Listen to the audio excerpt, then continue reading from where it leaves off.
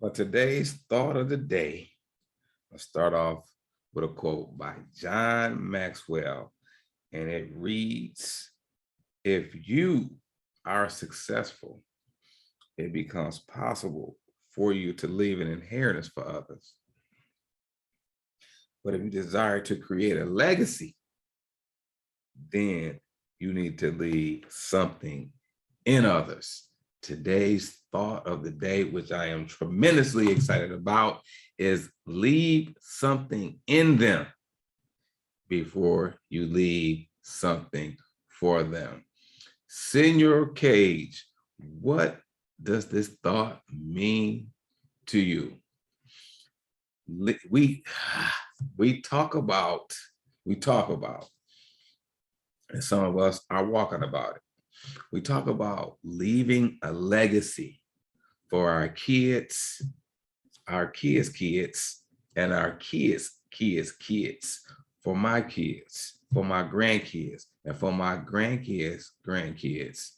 And oftentimes, we're talking about leaving them some money, leaving them a property, leaving them a business, leaving them money in an insurance policy. We discuss those items often, and some of us actually execute, and we do leave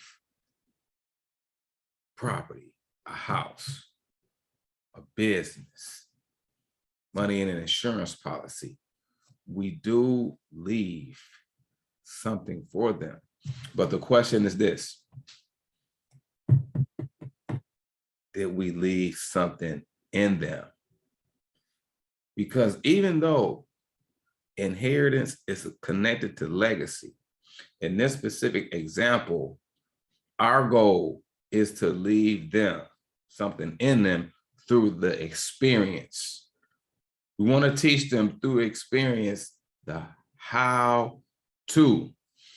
Dr. Pat Francis, a great woman of the faith, shared a quote.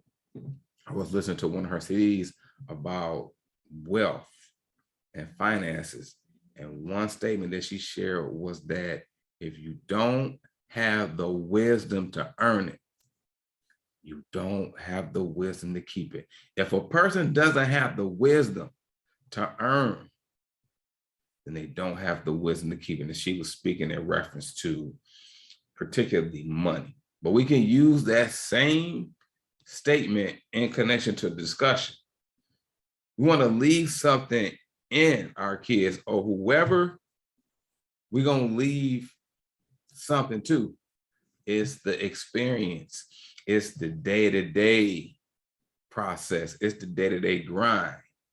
It's the principles that we share with them that prepares them to be able not only to manage what was given, but to advance it. So we do want to equip them with the education, with the network, with the principles, with the experience, but we also want to equip them with the intangibles, the integrity, the consistency, the endurance, the faithfulness.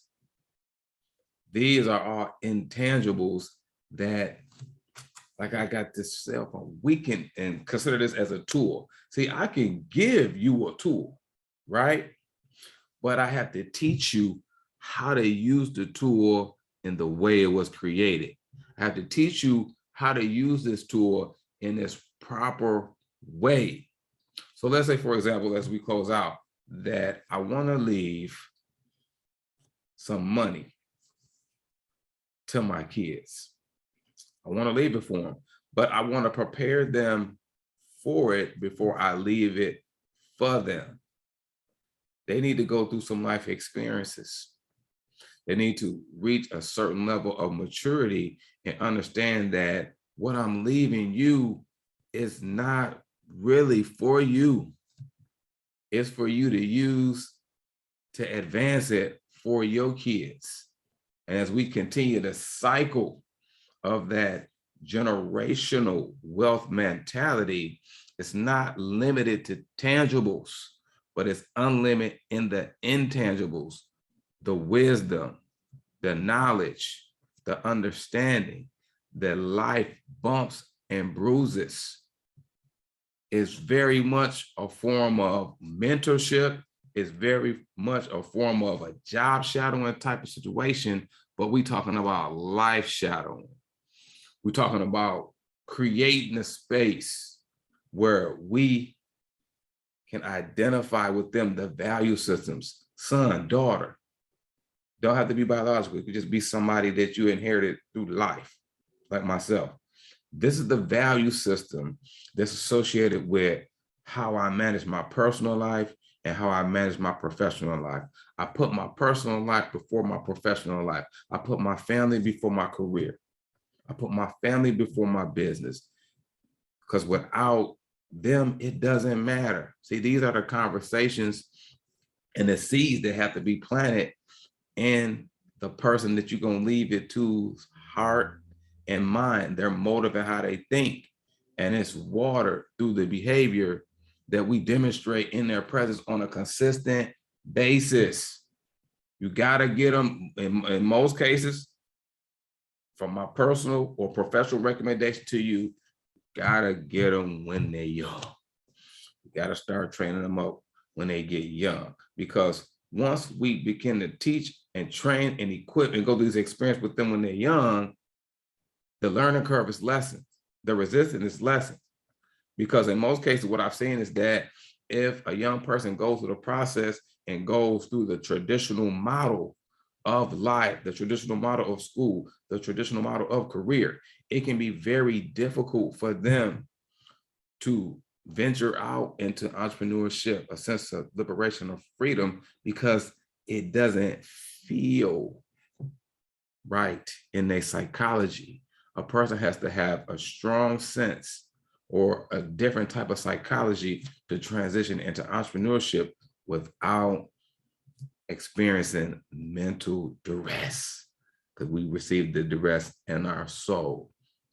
So my challenge to us, wherever it finds you, wherever this fits, leave something in them, an intangible, integrity, perseverance, endurance, before we leave something for them. Because if we leave something for them without leaving something in them, they will forfeit what they have in their possession.